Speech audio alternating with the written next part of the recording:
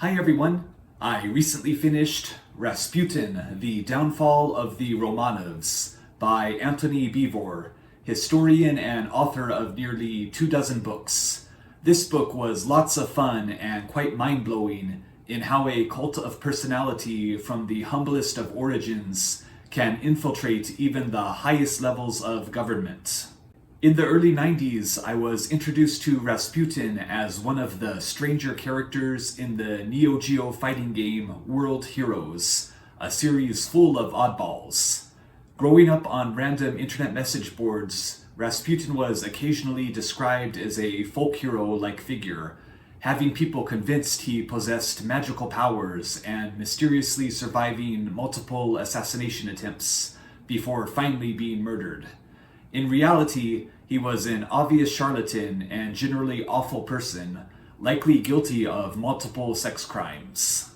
Grigory Rasputin was born in Siberia and identified himself as a Christian pilgrim from young adulthood, but didn't actually possess any official title or designation. He was in fact at odds with the Russian Orthodox Church more often than not. He quickly accumulated influence among the many stifled segments of Russian society through his contradictory obsessions. On one side of the coin, he claimed to advocate for the peasantry out of devotion for the supreme love and power emanating from God. But as soon as he could get away with it, he let loose his extraordinarily lecherous habits and abrasive, manipulative personality. Wrapped within this puzzle was an unusual penchant for predicting the future and occasionally successful faith healings.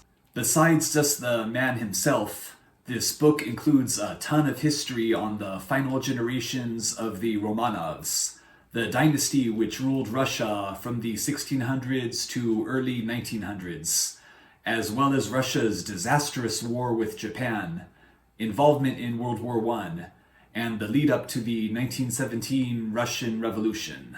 Where Rasputin made his mark on history was his incredible influence over the very Tsar and Empress ruling over Russia, Nicholas II and Alexandra Fyodorovna.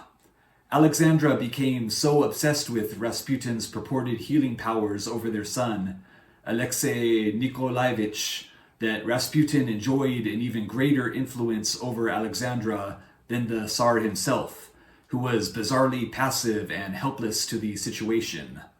By the time various government officials grew desperate enough to stop Rasputin's meddling in government affairs to successfully assassinate him, enough damage was done to the royal family's reputation to finally ignite the 1917 Russian Revolution. Even if Russian history isn't your preferred subject, the fascinating character of Grigory Rasputin serves as an excellent foil to draw your attention in.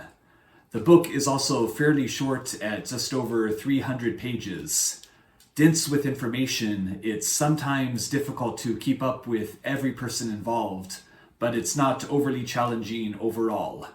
Rasputin, The Downfall of the Romanovs, was highly entertaining and recommended for everyone feeling drawn to his hypnotic gaze. Alright, thank you for watching, and I'll be back soon with another video. Bye.